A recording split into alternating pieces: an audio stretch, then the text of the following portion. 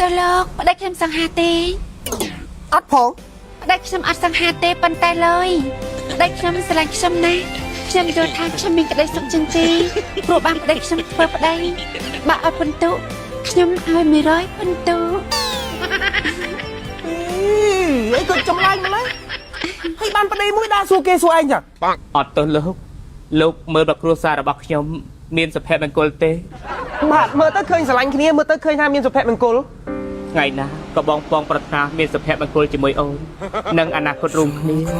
គឺអនាគតមួយដែលមិនលាគ្នាហើយបងចង់បាននៅអនាគតមួយដែលអូនចាត់ទុកបងជាផ្ទះរបស់អូនពេលនោះយើងមានកូនជាមួយគ្នាយើងមានឡានមួយផ្ទះមួយហើយពេលនេះបងសប្បាយចិត្តណាស់អ៊ីវ៉ាដែលយើងចង់បានកូនប្រុសច្បងពួកយើងបានកំណត់ភេទកូនបានហើយបងពិតជារីករាយណាស់បានកូនប្រុសច្បងក្នុងតកូលគឺជាក្តីសម័យរបស់បងកូនបន្ទាប់គឺកូនស្រីណាប្រពន្ធសម្លាញ់ល្អណាស់អាណាសួរហ្នឹងអីមកដើរប្រាប់គេទាំងអស់ហ្នឹងមានណាគេចង់ដឹងទេអត់ទៅលោកអញ្ចឹងខ្ញុំទៅសួរគេផ្សេងទៀតហើយមិនបាននៅកំដរលោកយូរទេខ្ញុំមិនមែនបានឲ្យនៅកំដរខ្ញុំទេទៅណាទៅអូនទៅទៀតមិនដែលស្គាល់គ្នាផងមកសួរអញ្ចឹងសួរស្ដីបងអូនស្រីចាបងសុំសួរមួយបានអត់តើប្រពន្ធរបស់បងស្អាតទេអត់ស្អាតផង ខ្ញុំស្រឡាញ់ប្រពន្ធរបស់ខ្ញុំមិនមែនស្រឡាញ់សម្រស់ខាងក្រៅរបស់នាងទេគឺស្រឡាញ់ចិត្តគំនិតដែលស្មោះត្រង់ជាមួយខ្ញុំខាងក្នុង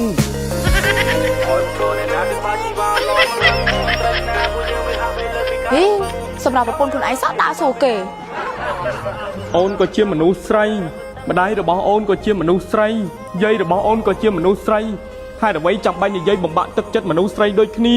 នៅពេលដែលគេនិយាយថាអូនឯងមិនស្អាតតើអូនឯងមានចិត្តយ៉ាងម៉េចប្រពន្ធបងគ្នាបាក់ទឹកចិត្តខ្លាំងណាស់កុំមោទនភាពនឹងសម្រាប់ខ្លួនឯងពេកអាំងនៅក្មេងស្បែកនៅខ្ចី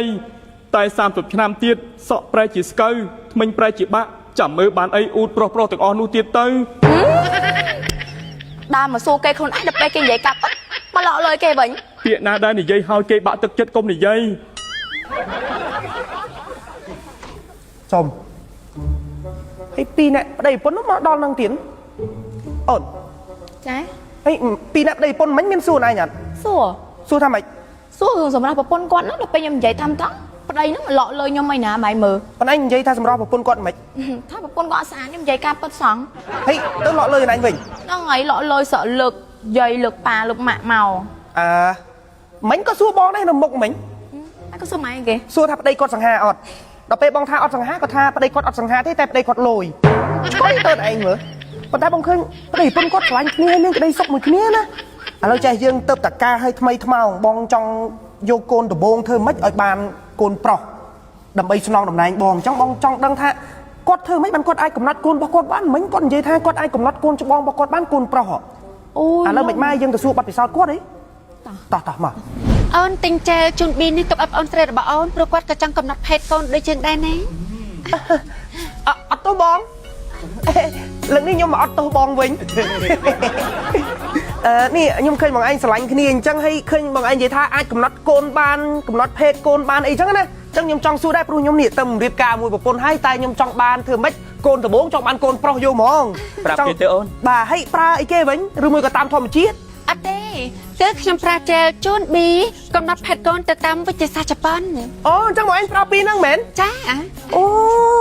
ហើយអាហ្នឹងយើងប្រើទៅប៉ះពាល់សុខភាពអត់គឺមិនប៉ះពាល់សុខភាពទេអាចប្រើខ្លួនឯងបានណាអូសម្រាប់ពណ៌ខៀវនេះគឺកំណត់ភេទប្រុសអូសម្រាប់ពណ៌ផ្កាឈូកនេះគឺកំណត់ភេទស្រីអូហើយចែលជូនប៊ីហ្នឹងមានទទួលស្គាល់ពីក្រសួងសុខាភិបាលនៃកម្ពុជាហើយនៅទទួលស្គាល់រួចរាល់ហើយមិនចាំបាច់ភ័យទេអូហើយអាចប្រាប់ពីរបៀបប្រើប្រាស់ខ្ញុំបានអត់បានគឺងាយស្រួលណាយើងគ្រាន់តែហាច់វាចេញមកអូចាគឺបែបនេះហើយបន្ទាប់មកមុននឹងប្រើប្រាស់យើងត្រូវដកឆ្នុកនេះចេញផងហើយយើងគ្រាន់តែដកឆ្នុកនេះចេញមកវ៉ាវជាការស្រេចយើងប្រើមុនពេលរួមភេទ5ទៅ10នាទីអូស្រួលតាអញ្ចឹងចុះបើខ្ញុំចង់ដឹងព័ត៌មានកាន់តែច្បាស់តែខ្ញុំគួរធ្វើម៉េចទៅចុះទៅមើលក្នុងវីដេអូនេះមកបានម៉ាក់ណាខ្លះដែលកំពុងតែចង់រើសភេទកូនងាយដែលគ្រាន់តែចូលមកស្ដាប់នៅវីដេអូមួយនេះជូនប៊ី